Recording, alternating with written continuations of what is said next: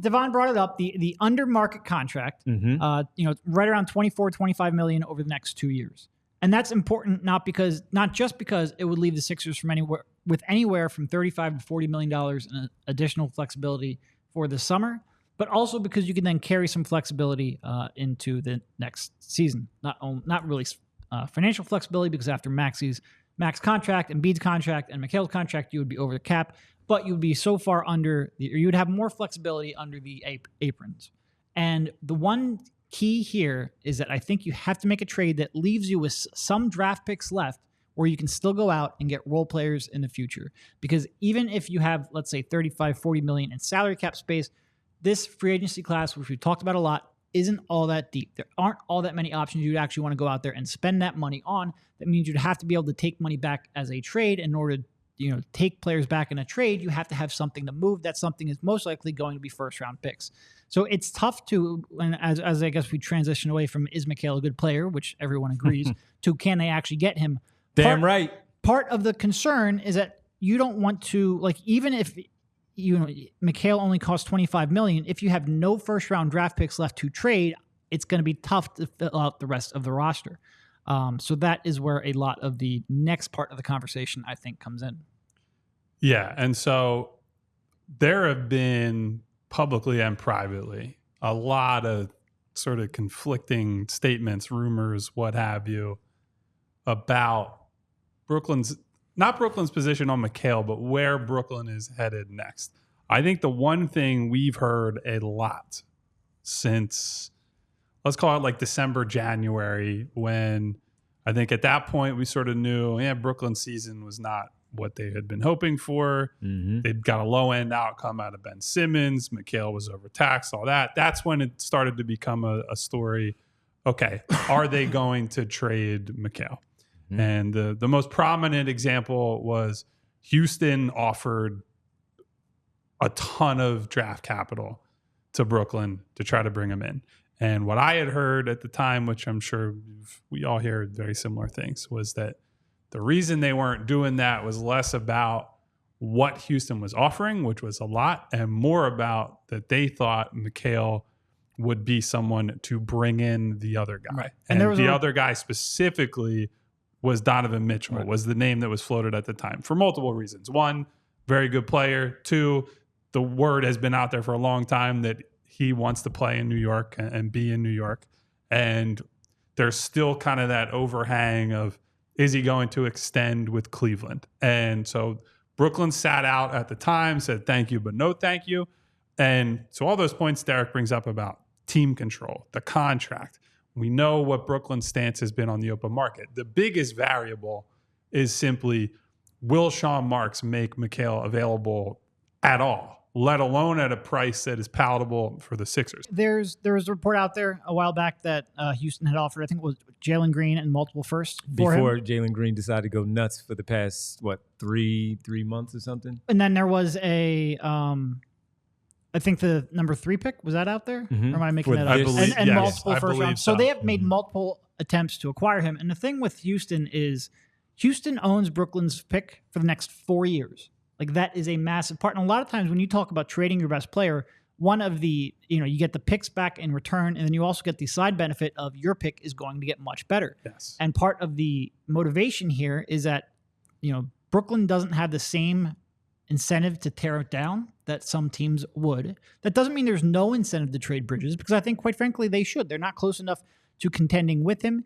He is 27 going on 28.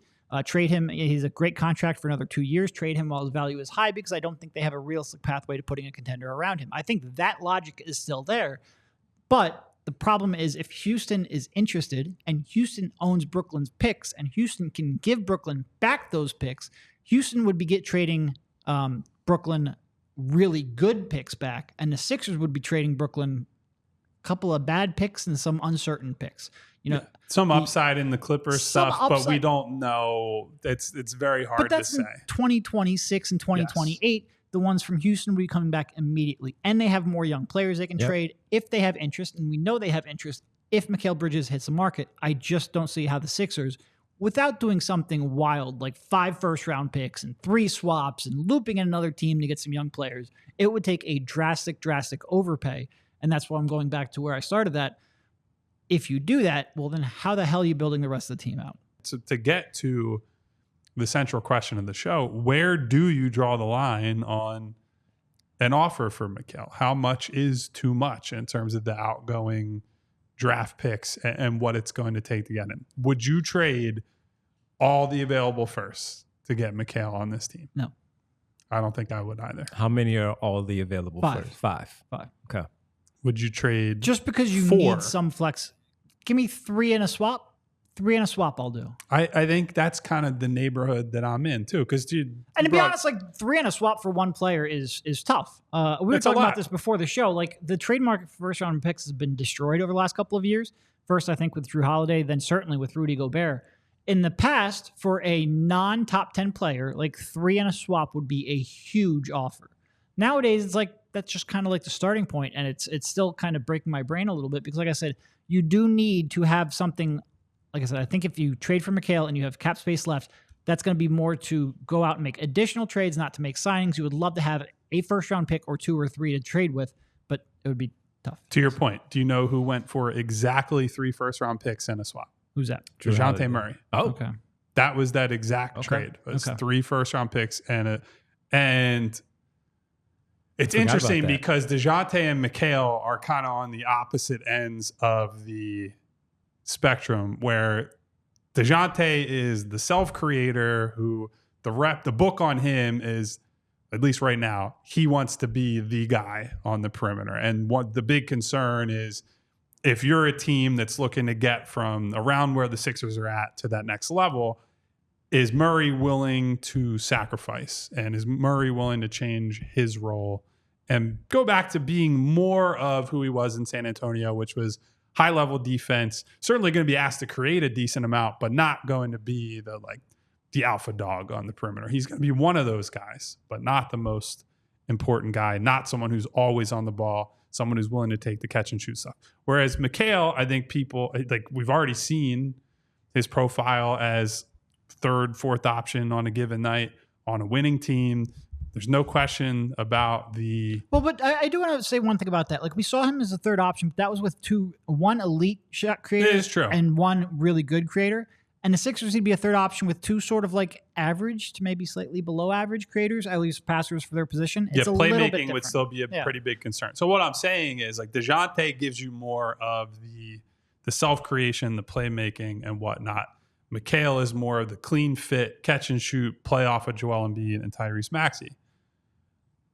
And you have to kind of weigh, like, let's say that ends up being the bar. I think the bar is higher because of the Gobert trade, among others, and it has nuked the entire trade market in a lot of ways. So where I would set the bar, I don't think he's gettable currently. And even, quite frankly, even if they threw 4 and a swap, I'm not sure that's going to get it done either. And that's when I really start getting uncomfortable, because then you can't fill up the rest of a roster. And then you can't really pivot. And there's, like, on the one hand, you sort of just want to get him because he's 27. He's a great fit, even though, like, there's still weaknesses in the team, mostly in the fact that you don't have a real elite level shot creator that you trust. And that's where you need Embiid and Maxey to grow. But as a 3rd option, he could end up being one of the best 3rd options in the league. We've seen him fill that role already. You can get back to sort of being that 2-way force and that really good catch and shoot player, all the stuff that we talked about earlier. And just to have that kind of certainty for the rest of Joel Embiid's prime, it would be reassuring as all heck.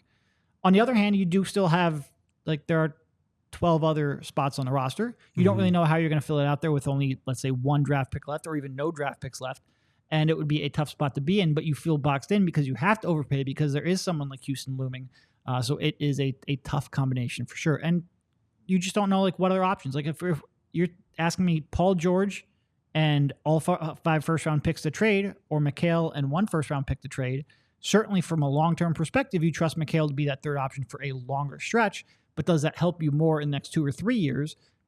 There are some tough conversations to be had. Yeah. And I think Mikal is probably right about the best 3rd option you could hope for. It's just like when you start talking about 4 picks and a swap, or 5 picks and a swap, like, that's a lot. You like, there's pressure to win now, regardless. You really need to win in the next 2-3 years if you make that trade. I also want to point out one thing. I am naturally paranoid about everything. So would I be paranoid about giving up 4 firsts? Yes. We all silly like the mayor.